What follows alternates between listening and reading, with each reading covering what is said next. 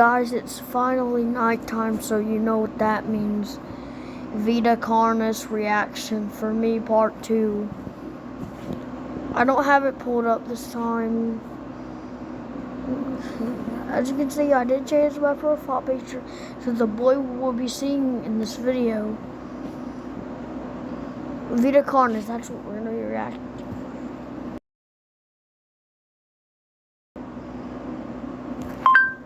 Vita Corners. Yep, here's the creator of the series playlist. We're going to be reacting to all of them. Now we're just going to... Oh, let me cut the... Our next creature is the Mimic. The Mimic. The Mimic is a bipedal creature with uncanny similarities to humanoid anatomy. They greatly... Again, guys, we probably won't finish the series tonight. We'll probably have to go for a part 3, which will be probably the finale. So this is part 2. Remember, every night, so tomorrow night, I will react to Vita Corners. So I already did one part, so this will be my second part, guys. resemble humans without skin, with added exaggerated features. These features include extended finger length, longer limbs, bulging, empty eyes, and their most prominent feature, a wide, teeth-filled smile. Although it resembles a happy face, this is due to coincidence, and is only how their facial structure is shaped. The maw of the mimic contains much more teeth than humans, and their teeth is comprised almost entirely of incisors, with some canine and premolars in the back. This tooth composition is ideal for biting down onto meat and swallowing chunks whole. A mature mimic's diet is comprised entirely of human flesh.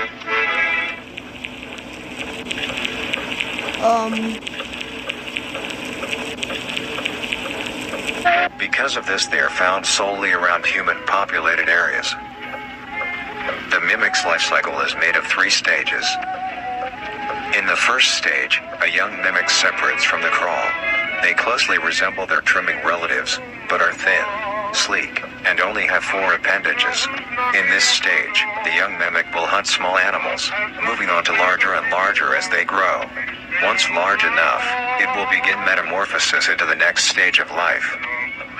Once fully transformed, it will resemble the description mentioned in the beginning. Its hunting style changes and becomes much more complicated. It now Mimic locked in house after owner escaped. stalks and feeds only on humans. Now get out of here. It will locate human-populated area and begin its search for an easy target. To blend in, it may use objects to conceal itself. These include clothing, mannequins, and furniture. Once a target has been found, the mimic will observe its prey and learn its routine and when it is most vulnerable. This is typically when the human is asleep at night. Once the prey is within position, the mimic will advance silently until it is close enough. The mimic will then execute it immediately and begin consumption. Once the mimic has had its fill, it will leave the scene, a fair distance away from the human population, and begin to digest its meal. Although, in the case that a human is awake, a mimic will use a variety of sounds to either lure or startle prey into cornering themselves. Once a human is in place, it will swiftly attack and kill the helpless target. Oh, not already. In this video, a monster attacks a woman. I don't know why I said that. I'm pretty sure this is the girl, by the way, she's breathing. I'm not a human expert.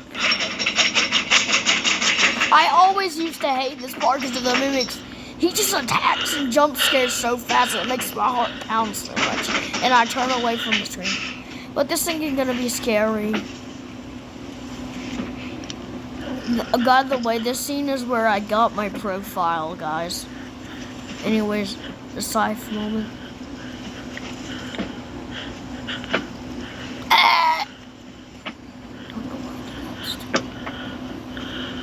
After this, we can just chill.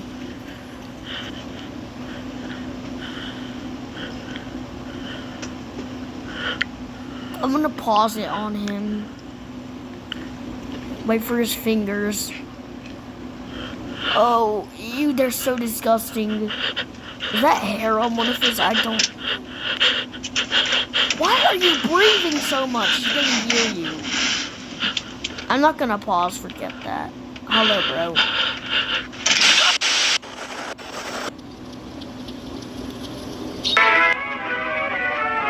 The next stage of the mimic's life cycle has two potential morphs it may develop into. If a mimic has a consistent supply of food, it will develop more human-like features. It will grow skin, hair, and by the end will look nearly identical to a human being. It now can blend entirely into civilization and lure other humans more effectively. Guys, if I get to 200 subscribers, I will consider reacting to Season 2. The second type of morph happens when a mimic receives an overabundance of food. It will grow into a larger, more evolved hunter. Its proportions will increase in length, and its humanoid features will fade away. It grows a thick, dark coating of a flexible skin, which is highly durable, and increases in strength the more the elder mimic consumes.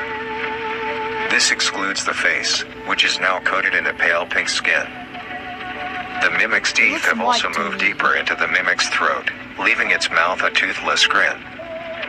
It uses the dark hue of its skin to hide seamlessly within a dark environment. Its skills have also been heightened. This makes an elder mimic one of the most efficient predators on the planet. Because of the obvious threat this poses on humanity, nations around the world have released instructions on how to be able to fend for yourself in a mimic encounter. Here are the instructions. 1. Avoid going out alone if your location is known to have mimics, or there have been mimic sightings. 2. If you encounter a stationary mimic, seemingly unfazed by your presence, quietly leave the location and alert your local authorities. 3. If pursued by a mimic, get yourself into a position where you are able to flee. Mimics will rarely attack if a person has a clear escape route. 4. In the event that you have been cornered by a mimic, roll into the fetal position, protecting your neck, face, and vital organs from attack. Make as much noise as you can to alert any other people. 5. If you have a weapon, do not use it. A mimic is fairly resilient, and any strikes or shots on a mimic is not effective enough to bring it down in time. Instead, use it as a barrier between you and the mimic to block any attacks. Guys, can people start commenting on my videos so I know which analog horrors y'all want me to react to next? 6. In a situation where a mimic is hunting in the immediate area and is not aware of your position, hide somewhere low, like under a bed or behind other furniture. A mimic will not linger too long to search for prey and will move on. Be safe, and avoid any encounters with a mimic at all costs. Next up, the Harvester. The Harvester. The Harvester is a large, bulbous mass with a large amount of tendrils spreading from the base. The bulb measures around 3 meters in height and 2 meters in diameter. The tendrils, on the other hand, can extend up to 150 meters in diameter horizontally. The Harvester is a specialized form of crawl that grows in a unique and deadly way. A harvester is created when a node that will grow into a harvester, instead of separating, continues to grow. Eventually, it will grow tendrils of its own. It uses the energy provided by its mother branch and expands its reach further. Its tendrils, hidden just below the surface of the ground. The Harvester is equipped with 2 types of specialized tendrils. The first type is bulky and flat. They lie the closest to the surface. These branches are lined on each length of the tendril with spines, extending in the shape of a bear trap. On each side of the branch, those particular spines have a vein that feed into them, that pump 2 types of venom. On one side, the spines can inject a neurotoxin, which will attack the nervous system of whomever it is injected into, causing sudden paralysis. The other side can inject an anticoagulant, which when injected, prevents blood cells from clotting. Whenever a large animal moves across the area armed with these tendrils, the branches will clamp onto the animal and thrash violently. Once the prey has been injected with both venoms, the tendrils will rest and the prey will immediately collapse. The animal will be unable to move due to the paralysis, and the wounds caused by the thrashing spines will not stop bleeding. All the prey can do is lie patiently, until succumbing to blood loss. Once the prey has bled out, the second type of tendrils come in. They lie below the spine equipped once. These branches are thick, but very sturdy. They share similar anatomy to the small branches of the crawl, equipped with organelle that absorbs nutrients. These tendrils sense the blood, and move their way to the surface and begin to absorb the vital fluid. Once the blood has been consumed, the tendrils will wrap around the body and begin to shuffle down. So what I'm getting is the blood is the drink. That sounds disgusting. And then the actual leftover body is the food for it. This movement loosens the soil and slowly pulls the body underground. Once secure, the tendrils will continue to feed until there is nothing but scraps. The nourishment absorbed by the tendrils will be sucked back into the main bulb of the harvester. This bulb houses all the vital organs and the venom glands that pump into the spines. The nutrients are then converted into usable energy. The remains underground decompose, providing a rich soil, causing very prominent plant growth, which then attracts more animals. A strange behavior the harvester displays is its choice of diet. The spines will only activate on larger animals, allowing smaller ones to pass by unaffected. The spines will also not activate on some species of bird. There are a couple theories as to why this happens. One, it could be that attacking smaller animals would cost too much energy for what they get in return, making it not worth the time. Another could be that smaller animals may attract larger animals or predators, allowing Haha, stupid wolf. a safe place where prey may thrive and lure more predators. You'll probably get It one truly is saying astonishing. about stupid wolf, y'all know the newest spring rock. Although it is a spectacular creature, it is also very dangerous. The harvester is decently rare, only populating sparse areas in the northern hemisphere and woodland forests. If you are stung by a guys. harvester, there will be Remember what I said in the last episode of Vita Corners about me being sick? Well, I forgot to mention that I went to the doctor. I'm not coughing now. I got better, I'm pretty sure. no way of helping you, being that there is no cure, and fatality is 100% positive. Oh. The best thing you can do is avoid encountering a harvester in the first place. If you are hiking, take note of any warnings or signs saying that there are harvesters around.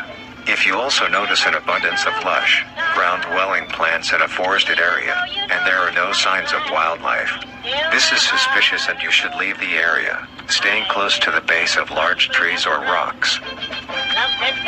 If you find yourself in the middle of a harvester ground, do not panic. Sudden movements may activate the tendrils and will inject you. Although a harvester is rather forgiving, do not risk any skittish movements. Remain calm. If you have any objects with considerable heft, like coats, backpacks, or full water bottles, gently take that object and lightly toss it towards the bulb, and away from your escape route. This will activate the spines on where the object lands, distracting the bulb for a moment. You will then slowly begin to do wide shuffles away from the bulb. If possible, throw another object when you are certain you are a fair enough distance away, just to be safe. Continue until you are completely sure you are out of harm's way. You may come out unscathed, but don't be too obnoxious, or you will be a harvester's next meal. Next up hit.